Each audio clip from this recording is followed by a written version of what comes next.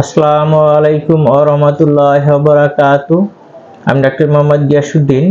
তো এই পর্বে আমরা জানব রেকটাম প্রলাপস বা মলদ্বার দিয়ে আপনার সরলন্ত্র নির্গমন, অর্থাৎ মলদ্বার দিয়ে হারিস বা ওয়ারিসের মতো একটা গোটা বেরিয়ে আসা, আসলে এটা কি রোগ এবং এর কারণ কি বা লক্ষণ কি এবং এই রোগ থেকে কিভাবে আপনি পরিত্রাণ পেতে পারেন।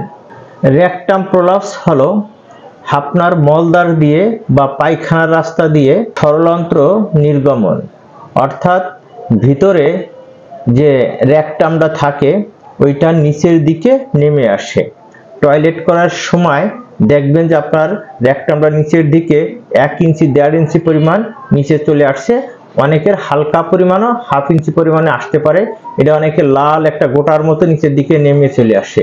বিশেষ করে টয়লেট করার সময় বেশি হয়ে থাকে। এই রোগ যাদের আছে তারা টয়লেটে দীর্ঘ সময় বসে থাকতে হবে এবং বসে থাকার কারণে রেকটামটা আস্তে নিচের দিকে নেমে চলে আসবে।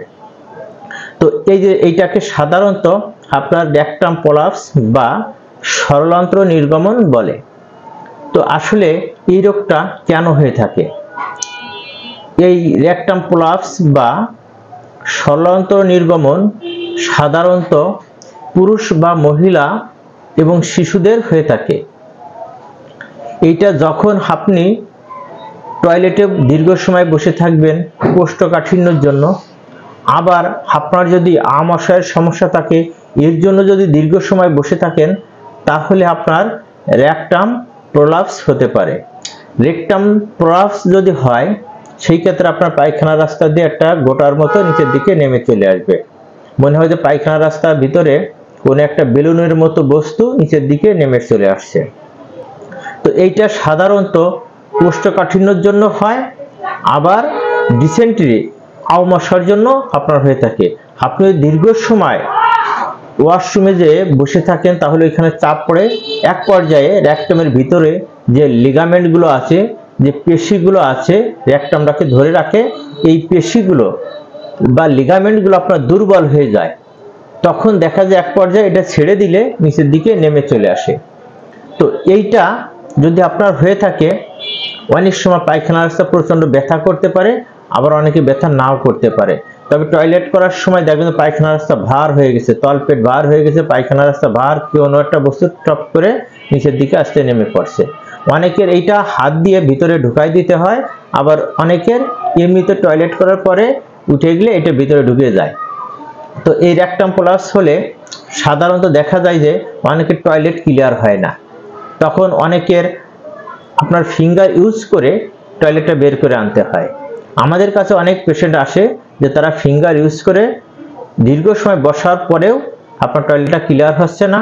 তখন ফিঙ্গার ইউজ করে আপনার টয়লেটটা হালকা একটু ক্লিয়ার করতে হয়।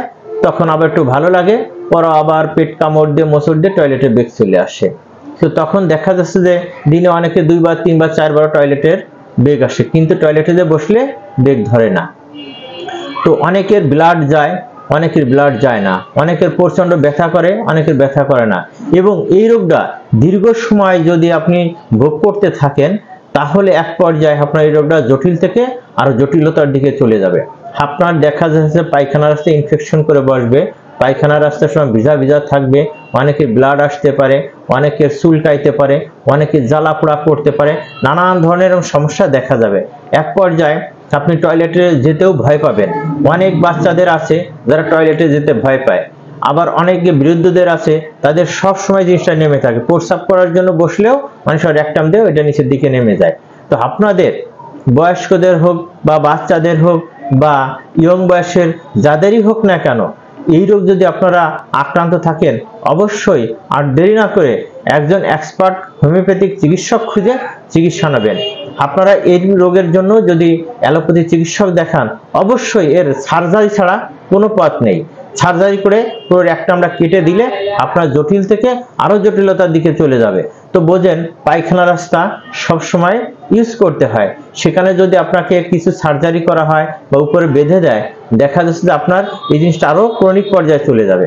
তো আপনারা যদি সার্জারি ছাড়া ওষুধের মাধ্যমে এই রোগটাকে ভালো করতে হয়, তাহলে অবশ্যই হোমিওপ্যাথিক চিকিৎসা নিতে হবে। তা আমাদের কাছে হোমিওপ্যাথিক চিকিৎসা আছে, আমরা দীর্ঘদিন যাবৎ এই রোগ সফলতার সাথে চিকিৎসা দিয়ে যাচ্ছি। আপনাদের যদি এই ধরনের সমস্যায় আক্রান্ত থাকেন, আর দেরি না করে একজন অভিজ্ঞতা সম্পন্ন হোমিওপ্যাথিক চিকিৎসক খুঁজে চিকিৎসা নেবেন, তাহলে আল্লাহর রহমতে এই রোগ থেকে আপনি চিরতরে মুক্তি পাবেন। আজ এ পর্যন্তই। সবাই ভালো থাকুন, সুস্থ থাকুন। আল্লাহ হাফেজ।